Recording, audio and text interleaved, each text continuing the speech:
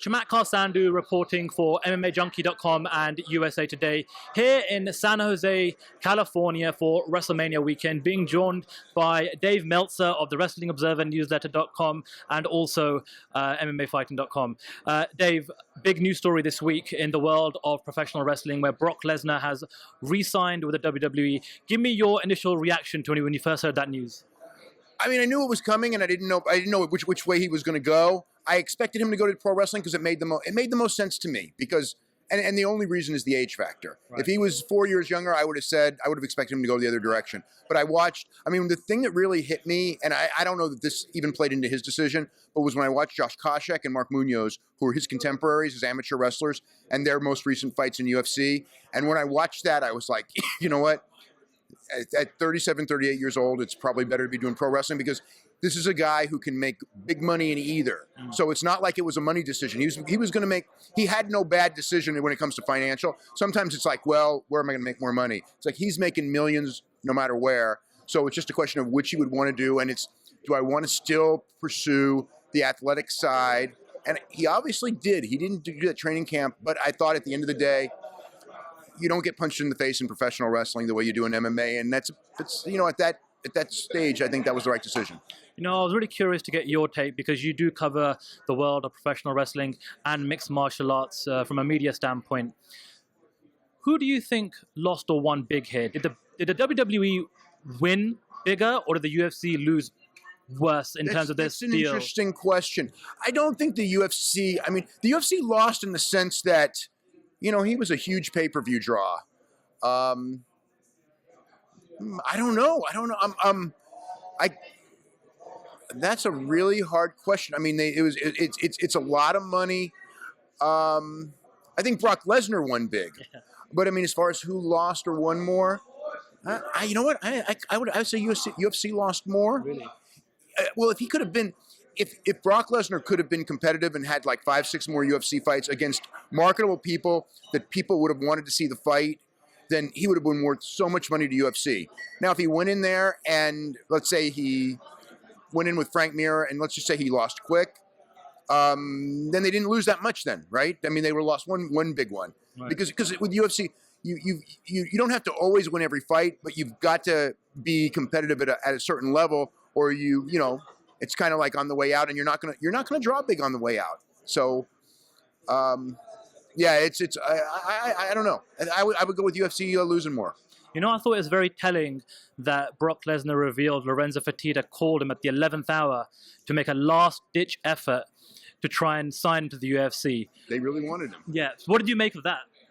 I know. I mean, look, he was a huge drawing card, and I mean, if there's the one thing that this year has really taught all of us is that it's all about making fights that the masses want to see. I mean, you see like Ronda and Conor McGregor and people like that, and UFC business is so strong. And Brock is another person like that in the sense that, you know, it's not just a great fighter. It's someone that will bring people back, bring people that aren't going to usually watch a show.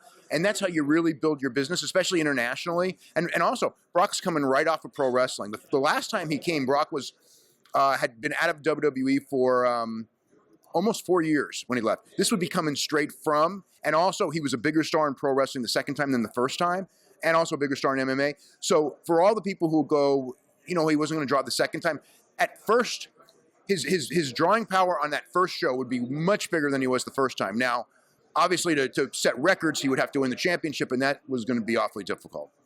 Let's stick to the theme of WWE UFC crossover. CM Punk, he's going to make his UFC debut later this year. Heading into the New Orleans WrestleMania event last year, we had no idea what CM Punk was going to do. Coming into this event here in San Jose this time around, what's the kind of sense or feeling you've got from the wrestling community, the wrestling fans? Do you think they're going to go on this journey with CM Punk into the UFC and buy into the UFC pay-per-view market? Some will. And some won't. It's hard for me to really tell. It depends on the publicity at the end, but I think a lot of them will be curious. Like Brock, it's a different dynamic with Brock. Brock was not as popular with wrestling fans. CM Punk was really popular with wrestling fans, but also on the flip side, a lot of wrestling fans thought Brock was going to do damage in UFC because of how he looked, and he did. Whereas CM Punk, it's almost like this thing where, people don't expect much from him because it's logically, 36-year-old guy, no amateur background. And he's had his injuries too. I mean, it's CM Punk is one gutsy guy to have a reputation built up from all of his hard work and to risk that reputation by doing something against younger, guys that have more experience and all that. I mean, it's not a decision I would have made. I think I've figured out why he made it, because he doesn't want to be 50 years old and go, you know what? I always wanted to try this. Right. But, guys, if you had an advisor, you would tell him and go like, you do not want to do this. This is the worst idea possible. But he wants to do it, and more power to him for doing it.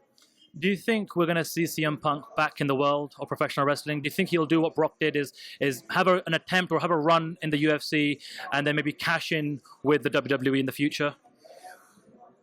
I mean, everyone who says in professional wrestling, and Brock was one of them, I'm never going back. Virtually everyone goes back.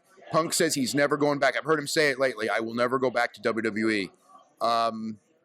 And he's more strong-willed about it than most. And he's got a strong will, because if he didn't have a strong will, he wouldn't be doing MMA. So I will say that there is a good chance he will go back. But if it was anyone else, I would say absolutely. And I will not say absolutely with him, because I think he's a really strong-willed guy. And I think that in his mind, there's a part of him that would say, if I go back, I lost in some way. I don't know that I would agree with that, because all business. But I think he's a really stubborn guy who, wants to. I think there's a part of him where he wants to be the one guy that never went back. And financially, I don't know that he has to. But he has said he's not going back. But I have talked to several people that told me that they were never going back. And if he doesn't go back, him and Jack Briscoe would be the only two in the last 35 years that didn't. So the odds historically would be that he's going back. Well, let's now talk about the biggest thing in the UFC right now. This Jose Aldo, Conor McGregor press tour, taking the world literally by storm. It was in Toronto yesterday. It's going to be in my hometown of London on Monday. Have you been digesting everything that's been happening over the past week? I have been so busy with WrestleMania that I'm actually, this is probably the least in touch I am with MMA, which is not to say I haven't spent a couple hours every day with it. So I have seen, I watched the whole thing from Brazil, which was phenomenal. Oh my God. 2 minutes in, between the flipping off and Conor putting his foot on the steps, and I sent it to all my wrestling buddies, and I said, you guys have got to see this. And several people in wrestling have told wrestlers and go like, you wrestlers, you need to study this guy. Conor McGregor is one of the greatest guys I've ever seen. I think 10 years from now, people are going to look back. This is a wrestling analogy, but people always look at the glory days of professional wrestling as 1998 to 2001 because of The Rock and Steve Austin. Yep. And I believe that Conor McGregor and Ronda Rousey, to a degree, and John Jones also, but Conor McGregor and Ronda Rousey, to me, are going to be, in 10 years, people are going to go back and go, what a great era this was when we had Conor McGregor and Ronda Rousey out there promoting fights, because they are just so good. Ronda becoming a mainstream media star, and Conor McGregor, the way he talks, it's funny. I hope that, whether Conor wins or loses, okay, I hope that Conor looks good enough in losing if he loses, or wins, because I really want to see Conor McGregor remain at this level. I think that he can be, one of the, just incredible superstar.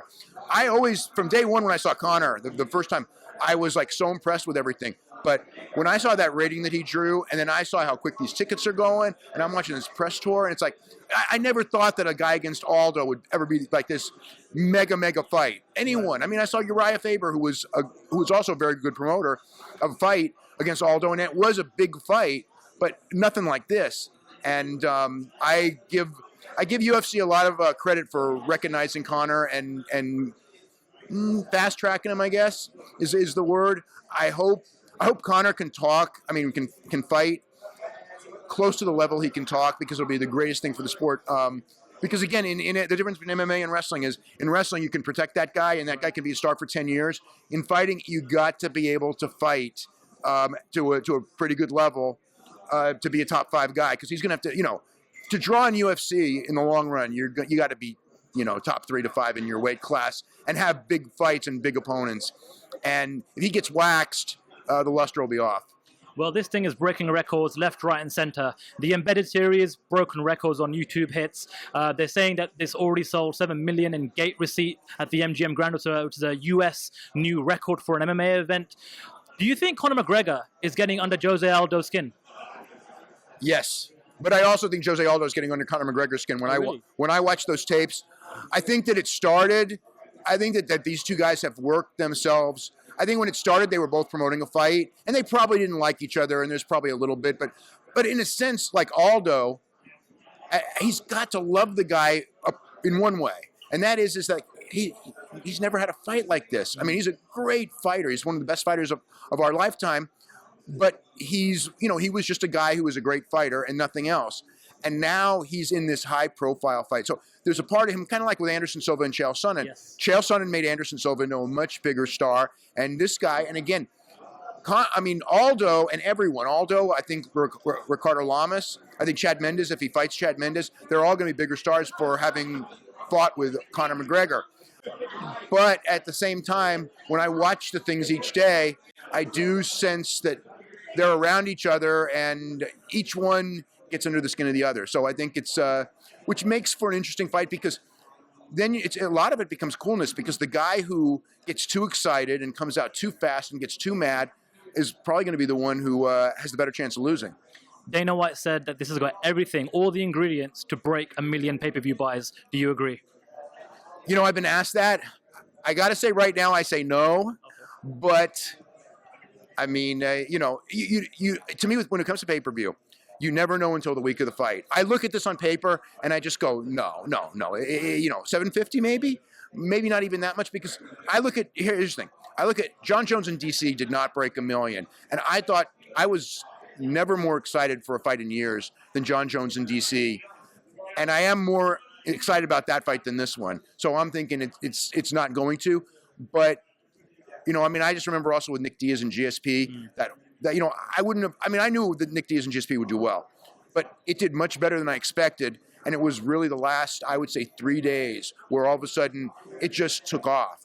And so if this gets something like that where it just takes off, but it's like, if the United States was Ireland, yes, but it's the United States. Right. And I'm not saying, I know they're going to spend money and they're going to promote the hell out of it, and they've been doing it. Yeah. So, I don't reject it, but I think I still say the odds are short of 1 million.